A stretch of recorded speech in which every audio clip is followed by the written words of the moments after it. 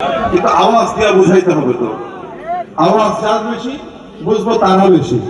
ঠিক আছে, আমি সর্বপ্রথম তাকবীর দেব। যারা বিবাহিত আছে তারা আল্লাহু আকবার দেবে। রাজি আছে?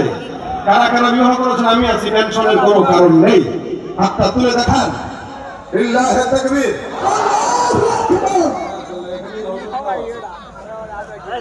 এই তো মোটামুটি চেহারা আল্লামা মামুন হোসেনের মতো, জজবা মামুন হোসেনের মতো আছে আলহামদুলিল্লাহ। আমরা হ্যাঁ আসল হোসেন মতো আল্লাহ কবুল করুন। আওয়াজটা জোরে শুনে দেন। লিল্লাহি তাকবীর। হ্যাঁ না না না, আমি প্রথমে বলছি কাকে?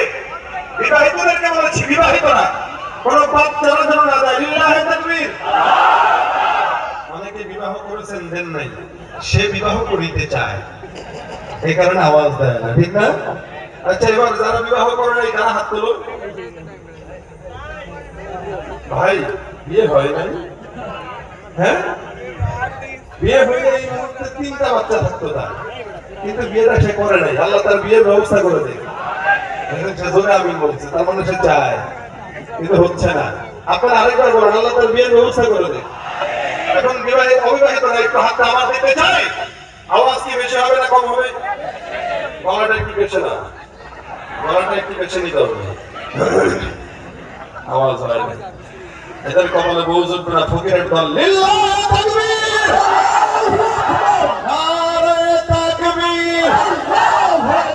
আল কোরআনের আলো। মাশাআল্লাহ, এই আওয়াজটা কি পছন্দ হয়েছে? এই আওয়াজটা থাকবে শেষ পর্যন্ত, থাকবে শেষ পর্যন্ত, থাকবে এরকম ভাবেই থাকবে। যদি থাকে ওয়াজ হবে, থাকে তো একটা গজল, থাকে তো একটা গজল। সালাদ দেবো কিছু, আপনারা বিরিয়ানি টিরিয়ানি খান, সালাদ সহ খাইলে এক হিসাব, সালাদ ছাড়া খাইলে, আর সালাদ ছাড়া খাইলে খেতে ভালো লাগে, কিন্তু মনে হয় কিছু যেন হইলে ভালো লাগতো আর কি। এখন আমি আপনাদেরকে একটু ওয়াজ দিব, থাকে তো একটা সালাদ দিব। ওই সালাদে কখনো একটু টক থাকবে খিরাই, কখনো একটু ভালো থাকবে, ঠিক না? কখনো ঝাল বেশি হইতে পারে, কখনো কম হইতে পারে। এখন আপনার যদি ঝাল একটু বেশি লেগেই যায়, বুঝবেন এটা আপনার স্বাস্থ্যের জন্য ভালো। খিরাই যদি একটু তিতাও হয়, তাও স্বাস্থ্যের জন্য। ওর পক্ষে যদি যায়, বিপক্ষে যায়, যাক, তবুও স্বাস্থ্যের জন্য ভালো। আওয়াজ যদি হয়, আওয়াজও হবে, গজলও আওয়াজ হবে তো ইনশাআল্লাহ।